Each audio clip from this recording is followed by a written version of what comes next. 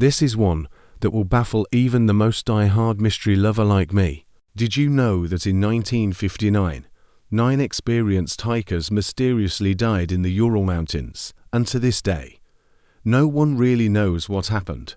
What could have possibly led them to abandon their tents in the dead of winter, leaving behind a trail of chilling clues? Today, we're diving deep into one of the most baffling unsolved mysteries in history, the Dyatlov Pass incident. It's a case that's intrigued adventurers, conspiracy theorists, and armchair detectives for decades.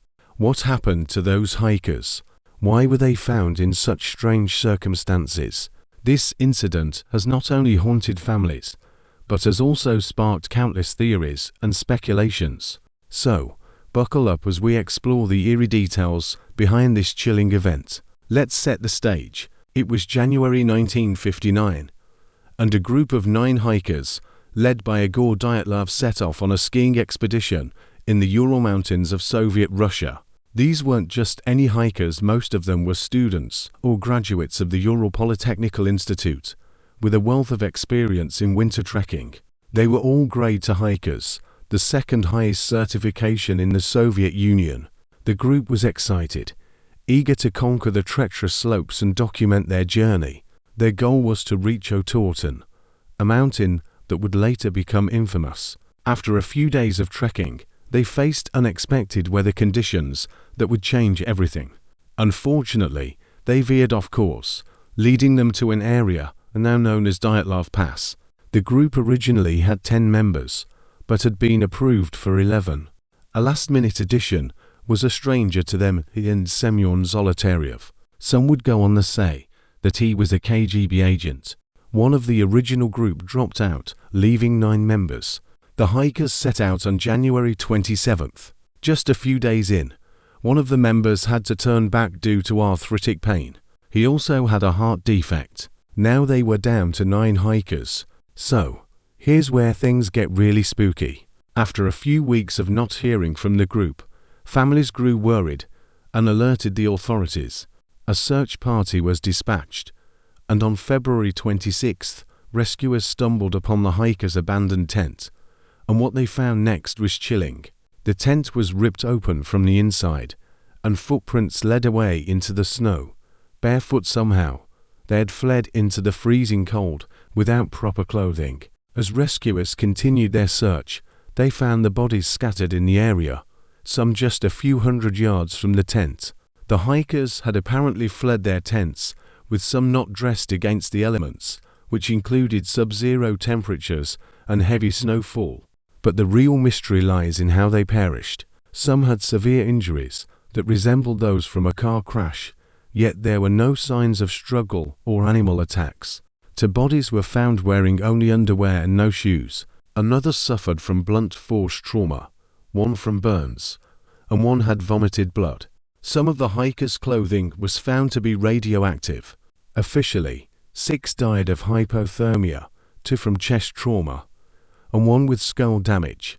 One of the members also had a cracked skull in addition to other injuries, but died of one of the other causes. 2 bodies were missing eyes and 4 were found in a creek.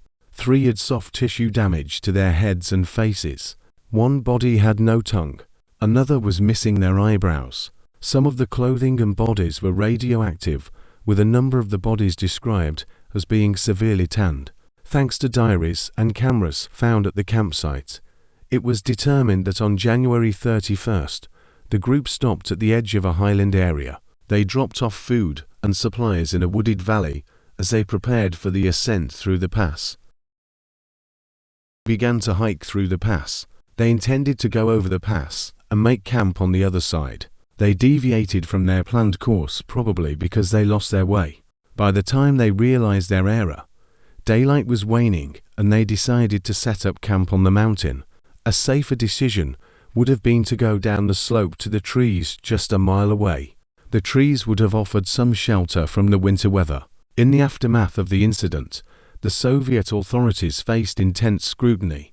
The media sensationalized the story, and various theories emerged, often conflicting with one another. Some speculated that the hikers were victims of a natural disaster, Witnesses from a nearby indigenous tribe described strange orange spheres in the sky during the time the hikers disappeared, leading to speculation about UFOs or secret military tests.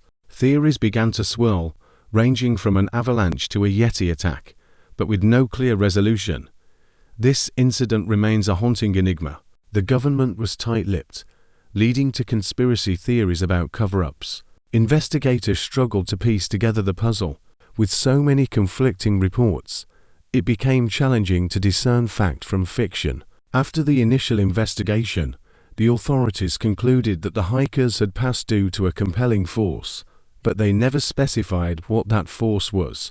The official report ruled out any foul play, but the lingering questions only fueled public fascination. Over the years, numerous documentaries, books, and articles have been produced about the Dyatlov Pass incident, maintaining its status in popular culture. Even today, researchers continue to investigate, hoping to uncover the truth. In 2019, the Russian authorities reopened the case, focusing on the possibility of an avalanche or a slab avalanche, but many are still unsatisfied with these explanations. The mystery remains alive, with many still searching. Even decades later, it continues to captivate the minds of those who dare to explore the depths of its chilling truth. So, what do you think really happened on that fateful night in the Ural Mountains? I encourage you all to dig a little deeper into the Dyatlov Pass incident and form your theories. What happened here may never be known. What do you think happened? Any new theories? Leave them in the comments below. If you enjoyed this video, don't forget to give it a thumbs up and subscribe for more content on unsolved mysteries. Check out our other videos.